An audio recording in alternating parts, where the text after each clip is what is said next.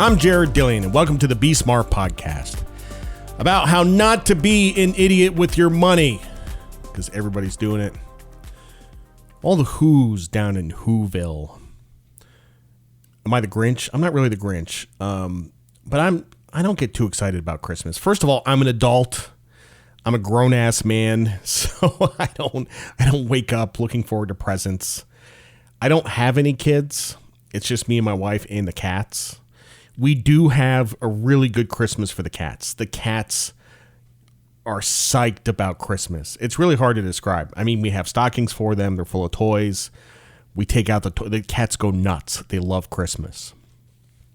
Now, I usually get my wife one or two gifts, and she gets me one or two gifts, and that's it. That's Christmas. My wife always wants tools for Christmas. Tools. She likes to work with tools, I guess. This year, she wanted a pressure washer for the house. So I bought her a pressure washer, $350 for a pressure washer. And I'm done with Christmas, and that's that.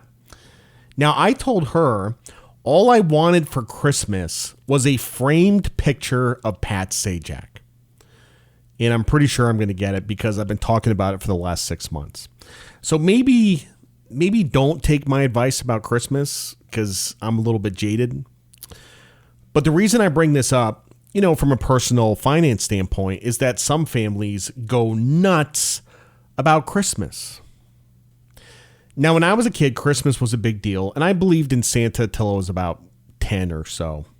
I used to make a list, and it would be like a long list. It would have like 75 things on it. And you know what's funny about that?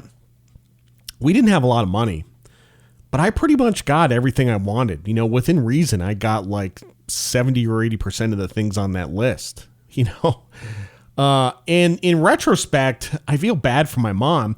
My mom was not making a lot of money at the time. And, my parents were divorced. My dad was making more money. I guess we were getting some child support. But, nonetheless, we didn't have a lot of money coming in. And I was like placing these demands on my mom to get these Christmas presents. It's probably a lot of stress, But, I mean, to her credit, I never felt like we were poor, let's put it that way, because I got a lot of the stuff on the list. This is a high pressure situation because no girl or boy wants to be disappointed on Christmas. Nobody wants to be disappointed on Christmas. I mean, and how terrible is it? I mean, these conversations, where the parents have to have with the kids. Look, it was a tough year. We just don't have the money. You're getting one thing on the list. I mean, these are hard conversations. And this is the type of stuff that people talk about to their therapist like 30 years later, So it's sad. It's sad. So what happens is that a lot of parents will run up big credit card bills buying Christmas gifts in order to have a happy Christmas. So I think, there's a couple solutions here. One is to just do what I do, which is just be the Grinch and all the Who's down in Whoville. And,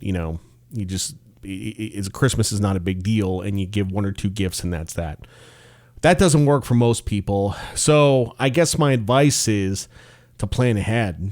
Okay. And in advance of Christmas, once you get to about July, you say, okay, I got Christmas coming up. And then you start saving for gifts. So you save $200 a month for the next 6 months, and you have $1,200 for Christmas. See, doing it the other way, where you don't save in advance, and then it goes on the credit card, and then you're paying interest on the credit card, that's not really a good habit. But what I will say is, I'm not the cheap fuck austerity guy. I'm in favor of spending money when you have to. But you do have people out there, and I know people like this. You do have people out there, they make $35,000 a year, and they'll spend 20% of their income on Christmas. They'll spend $7,000 on Christmas. And it's a disaster. And then you spend an entire year trying to pay down this debt, or maybe never paying it down. It's not good. See, I'm just not a holiday guy. We don't even celebrate Valentine's Day. We don't. No chocolates, no flowers, You know, we don't even go out to dinner because you got to plan like 3 months in advance to get a reservation for Valentine's Day. Then it's crowded, then it's annoying, and we just, you know, I don't need any more chocolate. I'm fat, and the cats will try to eat the flowers. So it's a stupid holiday, you know. I will tell you what the most important holiday of the year is. Your birthday. This is the most important holiday of the year. Now, you're not going to believe this, and don't pass judgment. Don't pass judgment. I read all different kinds of stuff, okay? This was back in like 2012 or 13. I read the Satanic Bible. Okay, there is such a thing.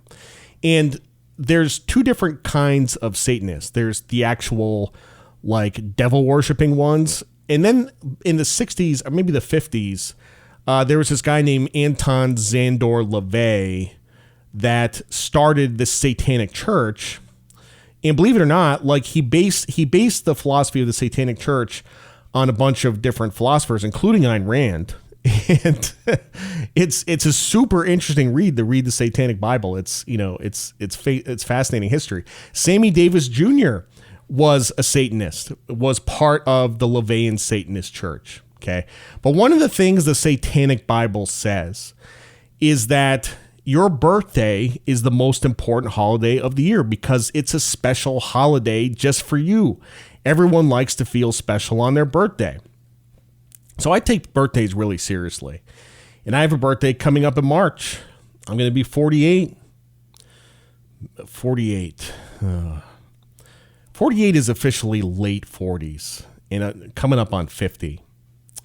The other thing that we do is we usually travel over the holidays as an antidote to giving gifts.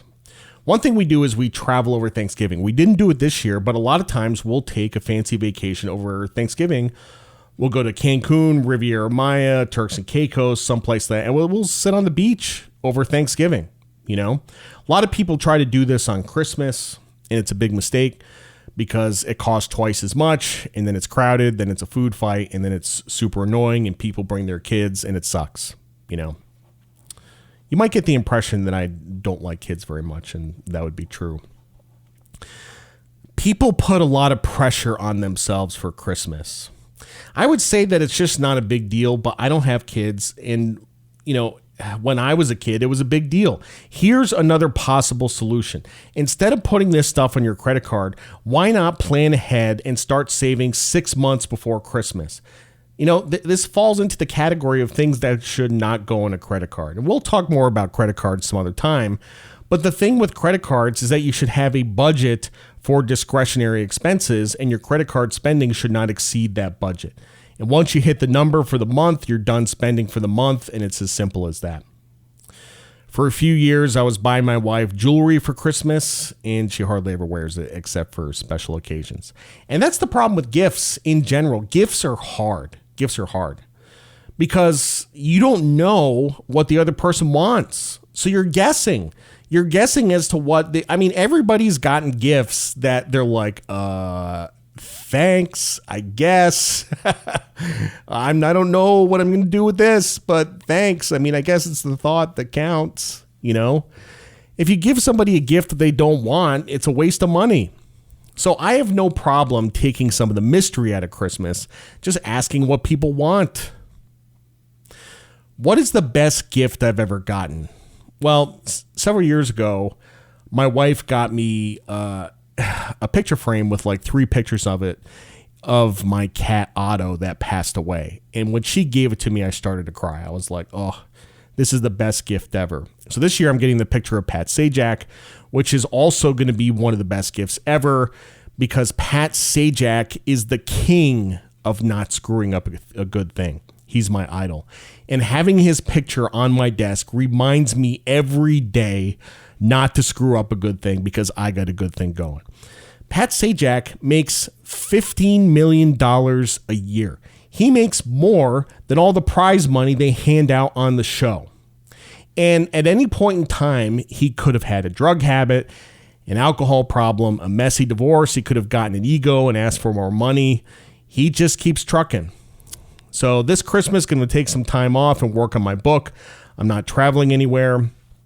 I hate to be corny, But really the best thing about Christmas is time spent with family, and I don't have much in the way of family, but don't feel sorry for me. Christmas doesn't make me sad, and it was my choice not to have kids, and my cats are my kids. When I was a kid, my parents were divorced, so I spent Christmas with my dad. I was 9 years old. I was flying across the country to California for Christmas, and which was a really cool experience. This is like 1983. I was an unaccompanied minor. You have somebody escorting you everywhere. You know, you grow up pretty fast when you were flying across the country at age 9.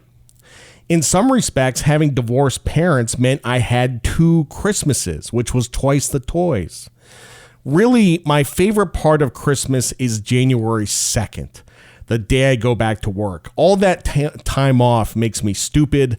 I love starting a new year with new goals. So what's the moral of the story here? You know, just don't put all this pressure on yourself. It's not that big of a deal. Remember, you want to live a stress-free financial life. Stressing about Christmas is not living a stress-free financial life.